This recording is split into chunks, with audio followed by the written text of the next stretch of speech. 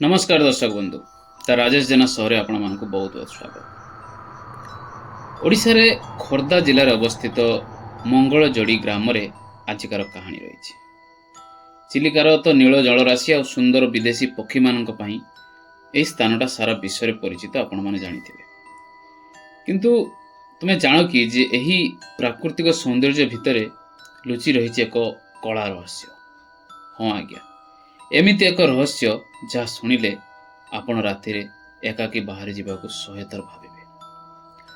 आज आमे कथा हवा सही भयंकर रक्तमुखा गछ विषय। एक एमिति बरगछ जहाँ गत एक शताब्दी धरी गोटिए परे गोटिए जीवन नहीं चली थाए। लोके कहती एई गछकू रक्त दरकार बोली। तो आजिर कहानी आमे जानिबा एई अभिशाप रो आरंभ केउंठी हितला। स्टार्ट करिया पूर्व आपण मानकू जदि नुआ चैनल को आछंती एबळे हॉरर मिस्टीरियस कहानी सुनिया पई चाहउछन तान चैनल को सब्सक्राइब करिया को बिल्कुल भूलिबे नै। त राजेश जेना शो को वीडियो को लाइक करी सांग मान सहित कहानी को शेयर कर। एबे कहानी आपणकर आरंभ होउची। कहानी प्राय 100 वर्ष रु अधिक पुराना हेबो, जेतेबेले मंगलजोड़ी एक छोट गाँटे थिला। कहा जाए सही समय जने युवती सहित अति अनामसिक व्यवहार करा जायतिला। गाँवर किछि कुलीन लोकंकर षड़यंत्र रे से निजर सबु किछि हरई बसिथिले। अपमान सही न पाई सेई अभागिनी महिला जनक सेई जो विराट विशाल बर गछरे बेकरे दौड़ी दे आत्महत्या करथिले। किंतु मरिबा पूर्वरु सेई महिला जनक गाँ को एक अभिशाप देकी जाइथिले। कहिथिले मु जेमिति रक्त लुह झरई मरुछि ना ए गाँ मध्य मो भली रक्तर कांदणा कांदिबो। सेई दिन ठारू सेई गाँटी सेई गछटी साधारण गछ आई आउ रहिला नै। से महिलार अतृत आत्मा से गछ को निजर पोषा कर नेथिला।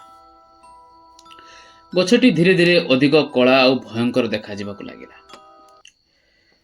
गाँर वयस्क लोक मानकर कहिबा अनुसार एई गछर एक अद्भुत और भयंकर नियम अछि। एहाकु सेमाने रूल ऑफ 21 बोली कहती। कहीं ना प्रत्येक 12 वर्ष थरे से गच्छर आत्मा जाग्रत हुए आउ गोटे वर्ष भितर गाँर ठीक 21 जन लोकंकर मृत्यु हुए। आउ मृत्यु गुड़िक साधारण बिल्कुल न थाए। कई हठात पानी रे बुड़ी की मरी जाती, काहाकू सर्पाघात रे साप कामुड़ी दे मरी जाती, तो आउ कई सुस्थ होई मध्य रातिर शोइथिबा अवस्था रे निजर शेष निश्वास त्याग कर दियंती। किंतु सबुठारु आश्चर्य कथा हेउची एई मृत्यु संख्या केबे भी 20 किंबा 22 हुए ना। या सबु बेले 21 रे ही अटकी जाए। जेमिति सेई गछर आत्मा निजर बळी संख्या गणी गणी नेउची। लोकमानक मध्य ऑब्वियसली एते डोरी जाई थांती जे सेई वर्ष गुडी करे संध्या परे गाँ रे जणे भी मनीष बाहर देखा जांती नै। आपण सुनिले विश्वास करिवेनी कि सेई गछ पाखरे एमिति किछि घटना घटे जहा विज्ञान मध्य बुझाई परिबो नै। अनेक लोक दाबी करती कि सेई गछर डालरू रक्त पड़ी लाल रंगर गोटे तरल पदार्थ बहिबार से देखी। आतेबले कौन पशु किंवा पक्षी से गछ उपर बसती से किछि समय परे ही तले मरिकी पड़िथिबार देखा जाती।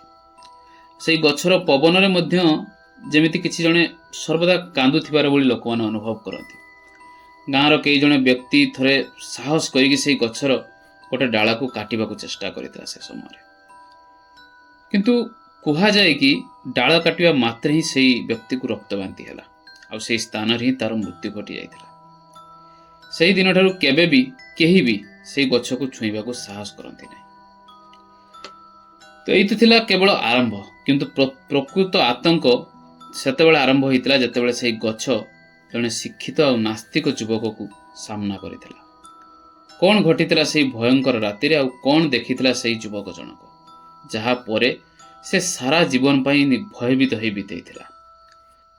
अनेक लोक याकू केवल गोटे गप बोली भावी थांती, किंतु आज मु तुमको सही एमिति जने युवक विषय कहबी जी जने एबे भी याकू विश्वास करुनथिले। से थिले सहर रे पडुथिबा जने शिक्षित युवक जहां को पई ए भूत प्रेत केवल गोटे अंधविश्वास थिला। किंतु गोटे कला राति तांकर समस्त चिंताधारा को बदला जाइता। घटना थिला 2013 मसीहार। सुरेश सहररू निज गाँ मंगलाजोड़ी को छुट्टी रे आसी थाए। ସେଇ ବର୍ଷଟି ଥିଲା ଅଭିଶପ୍ତ, ମାତ୍ର ସେଇ 12 ବର୍ଷ ଯେଉଁ ଥରେ 21 ଜଣ ମରିଥାନ୍ତି, ସେଇ 12 ବର୍ଷର ସେଇ ସମୟ ଥିଲା ଯେଉଁ ବର୍ଷ ଗଛଟି ଜାଗ୍ରତ ହେଉଥିଲା। ଗାଁରେ ସେତେବେଳକୁ 18 ଜଣଙ୍କର ମୃତ୍ୟୁ ହୋଇସାରିଲାଣି। ସାରା ଗାଁରେ ପୁରା ଆତଙ୍କର ମାହୋଲ ଥିଲା। ସୁରେଶ ଯେତେବେଳେ ଗାଁରେ ପହଞ୍ଚିଲେ, ତାଙ୍କ ଜେଜେବାପା ତାଙ୍କୁ ସତର୍କ କରିଦେଲେ। କହିଲେ, ବାପା ସୁରେଶ, ସୂର୍ଯ୍ୟ ଅସ୍ତ ହେବା ପରେ ସେଇ ବରଗଛ ପାଖ ରାସ୍ତା ଭାବେ ବିଲକୁଲ ଯିବୁନି ବାବା। ସୁରେଶ ekଥା ଶୁଣିକି ହସିଦେଲା। କହିଲା, ଜେଜେବାପା, ଏଇଟା 21 ଶତାବ୍ଦୀ। ଭୂତ ବୋଲି କିଛି ବି ନଥାଏ, ଏସବୁ ମନର କେବଳ ଭୟ। ସେ ନିଜ ଜେଜେବାପାଙ୍କ କଥାକୁ ହସରେ ଉଡ଼ାଇ ଦେଇ ସେ ରାତିରେ ଜଣେ ସାଙ୍ଗ ଘରକୁ ଭୋଜି ଖାଇବାକୁ ବାହାରିଲା। ରାତି ପ୍ରାୟ 12ଟା ବାଜିଥାଏ। ସୁରେଶ ଭୋଜି ସାରି ଏକାକୀ ନିଜ ଘରକୁ ଫେରୁଥିଲା। ଗାଁ ରାସ୍ତାରେ ଷ୍ଟ୍ରିଟ୍ ଲାଇଟ୍ ନଥିଲା। ଚାରିଆଡ଼େ ଘନ ଅନ୍ଧାର ଆଉ ନିସ୍ତବ୍ଧ ଥିଲା। ହଠାତ୍ ସେଇ ରକ୍ତମୁଖା ଗଛ ଥିବା ମୁଣ୍ଡରେ ସୁରେଶ ପହଞ୍ଚିଯାଏ।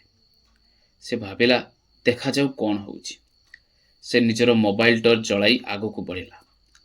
ଯେତେବେଳେ ସେ ଗଛର ଠିକ୍ ପାଖରେ ପହଞ୍ଚିଲା, ହଠାତ୍ ଯେମିତି ପବନ ବନ୍ଦ ହୋଇଗଲା। କିନ୍ତୁ ଆଶ୍ଚର୍ଯ୍ୟର କଥା, ଗଛର ପତ୍ରଗୁଡ଼ିକ ଏମିତି ହଲୁଥିଲେ ଯେମିତି କେହି ତାକୁ ଜୋରରେ ହଲଉଛି ବୋଲି।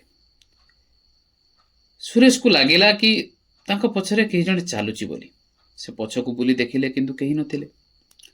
ସେ ଯେତେବେଳେ ଆଗକୁ ପାଦ ବଢ଼ାଇଲେ, ଗଛର ଉପରୁ ଗୋଟେ ବଡ଼ ଡାଳ ଭାଙ୍ଗି ତାଙ୍କ ଠିକ୍ ଆଗରେ ଆସି ପଡ଼ିଲା। ସୁରେଶ ଟିକେ ଡରିଗଲା। ଅବଭିୟସଲି ଏତେ ରାତିରେ ଏମିତି ଗୋଟେ ଘଟଣା ହେବ, ଯିଏ ପାରସି ଡରିଯିବ। ସେ ଟର୍ଚ୍ଚ ଲାଇଟ୍କୁ ଗଛ ଉପରକୁ ମାରିଲା। ସେ ଯାହା ଦେଖିଲା ତାହା ଦେଖିବା ପାଇଁ ସେ ପ୍ରସ୍ତୁତ ନଥିଲା। ଗଛର ଏକ ମୋଟା ଡାଳରେ ଜଣେ ସ୍ତ୍ରୀ ଲୋକ ଝୁଲୁଥିଲା। ତାର ସମ୍ପୂର୍ଣ୍ଣ ଶରୀର ଧଳା ଥାଏ, କିନ୍ତୁ ମୁହଁଟି ପୁରା ରକ୍ତରେ ଭିଜିଥିଲା। ସବୁଠାରୁ ଭୟଙ୍କର କଥା ଥିଲା ତାର ହସ। ଏକ ଏମିତି ହସ ଯାହା ଶୁଣିଲେ ମଣିଷର ହୃଦୟର ସ୍ପନ୍ଦନ ବନ୍ଦ ହୋଇଯିବ। ସୁରେଶ ସେଠାକୁ ଏସବୁ ଦେଖି ପ୍ରାଣ ବିକଳରେ ଦୌଡ଼ିବାକୁ ଲାଗିଲା। କିନ୍ତୁ ତାକୁ ଲାଗୁଥିଲା ଯେମିତି ସେ ଯେତେ ଦୌଡ଼ିଲେ ବି ସେ ଗଛ ପାଖରୁ ଦୂରେଇକି ଯାଇପାରୁନାହିଁ। ସେ ଯେଉଁ ରାସ୍ତାକୁ ଯାଉଥିଲା, ଘୁରି ଫେରିକି ପୁଣି ସେଇ ଗଛ ପାଖରେ ପହଞ୍ଚି ଯାଉଥିଲା। ହଠାତ୍ ତାକୁ ଅନୁଭବ ହେଲା କି କେହି ଜଣେ ତାର ତଣ୍ଟି ଯେମିତି ଚିପି ଧରୁଛି। ସେ ନିଶ୍ୱାସ ନେଇପାରିଲା ନାହିଁ। ଆଉ ସେ ଦେଖିଲା କି ସେଇ ମହିଳା ଜଣକ ଗଛରୁ ଓହ୍ଲାଇ ତା ଆଡ଼କୁ ଭାସି ଭାସି ଆସୁଛି। ତାର ଆଖିରେ ପାଣି ନୁହେଁ, ବରଂ ରକ୍ତ ଝରୁଥିଲା। ସେହି ଅଭିଶପ୍ତ ଆତ୍ମା କହିଲା, ତୁ ବିଶ୍ୱାସ କରୁନଥିଲୁ ନା, ଆଜି ତୁ ମୋର 19 ନମ୍ବରର ବଳି ହବ ବୋଲି। ସୁରେଶ କେମିତି କେଜାଣି ନିଜକୁ ମୁକ୍ତ କରି ଗାଁର ମନ୍ଦିର ଆଡ଼କୁ ଦୌଡ଼ିଲା। ମନ୍ଦିରର ଚଉତରାରେ ପହଞ୍ଚିବା କ୍ଷଣି ସେ ବେହୋସ ହୋଇ ପଡ଼ିଗଲା। ପରଦିନ ସକାଳେ ଯେତେବେଳେ ତାକୁ ଗାଁ ଲୋକେ ପାଇଲେ, ସୁରେଶର ଶରୀର ପୁରା ନୀଳ ପଡ଼ିଯାଇଥିଲା ଆଉ ତା ତଣ୍ଟିରେ ଯେମିତି ଆଙ୍ଗୁଠିର ଗଭୀର କଳା ଦାଗ ପଡ଼ିଥିଲା। ବନ୍ଧୁଗଣ, ସୁରେଶ ତ ବଞ୍ଚି ଯାଇଥିଲେ, କିନ୍ତୁ ସେଇ ରାତିର ଭୟ ତାଙ୍କୁ ଆଜି ବି ସହିବାକୁ ଦିଏନି। ସେଇ ବର୍ଷ ଗାଁରେ ଆଉ 2 ଜଣଙ୍କ ମଧ୍ୟ ମୃତ୍ୟୁ ହୋଇଥିଲା, ଆଉ ସଂଖ୍ୟାଟି ଠିକ୍ 21ରେ ପହଞ୍ଚିଥିଲା। ସୂର୍ଯ୍ୟ ଯେତେବେଳେ ଅବଶ୍ୟ ସୁରେଶ ସେ ସମୟ ପରେ ନୀଳ ପଡ଼ିଯାଇଥିଲା ଶରୀର, ସେ ଆଉ ବଞ୍ଚି ପାରିନଥିଲେ। କିନ୍ତୁ ପ୍ରଶ୍ନ ଉଠେ, କେହି ରକ୍ତମୁଖା ଗଛକୁ କ'ଣ କେବେ ମୁକ୍ତି ମିଳିବ? ନା ଗାଁ ଲୋକେ ଏହି ଅଭିଶାପକୁ ବଞ୍ଚିବା ପାଇଁ କ'ଣ ପଦକ୍ଷେପ ନେବେ? ଆଉ ସବୁଠାରୁ ବଡ଼ ରହସ୍ୟ, ସେଇ ଗଛ ଭିତରେ କ'ଣ କୌଣସି ଗୁପ୍ତ ଧନ ଲୁଚି ରହିଛି? ସୁରେଶର ଏହି ଘଟଣା ପରେ ଗାଁ ଲୋକେ ବୁଝିଗଲେ ଯେ ଏହି ସମସ୍ୟା ସହଜରେ ସମାଧାନ ହେବ ନାହିଁ। ଶେଷରେ ସେମାନେ ପୁରୀରୁ ଜଣେ ପ୍ରସିଦ୍ଧ ଆଉ ଶକ୍ତିଶାଳୀ ତାନ୍ତ୍ରିକକୁ ଗାଁକୁ ନିମନ୍ତ୍ରଣ କଲେ।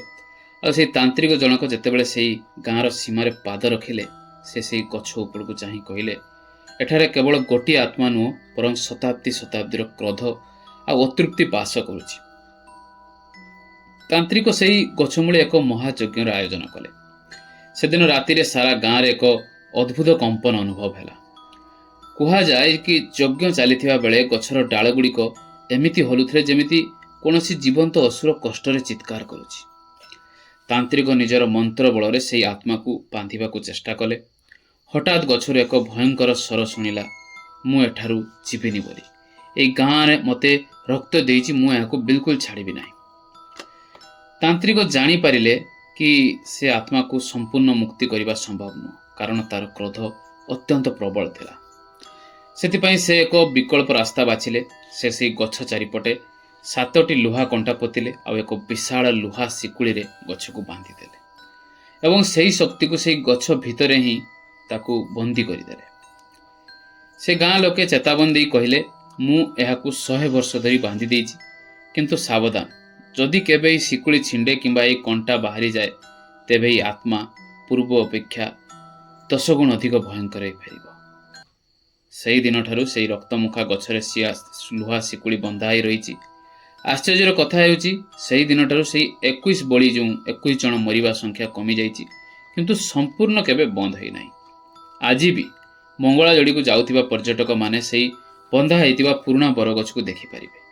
जदिओ दिन बेले यह शांत देखा जाए, किंतु स्थानीय लोके आज भी संध्या 7टा पर सेही बाट देई जांती नाही। किछि लोक कहती सेही लुहा शिकुड़ी गुड़िक धीरे धीरे कलंकी लगी खराब होगा लगिलानी। कहीं कहीं राति से शिकुड़ी झणझण हेबार शब्द मध्य शुणिचंती। कौन से आत्मा सतरे बंदी हो रही ना केवल उपयुक्त समय को अपेक्षा करिछि। मंगलाजोड़ीर सही गछ आज भी विज्ञान पाई एक चैलेंज एवं आम पाई एक असमाहित रहस्य। बंधुगण, मंगलाजोड़ीर सही रक्तमुखास गछर कहानी आमको मन पकाई दिए जे दुनिया रे एमिति एक शक्ति अच्छी जहाँ को आम आखिर देखि पारुना, किंतु सेमानकर अस्तित्व को अस्वीकार करि परिबा नाही।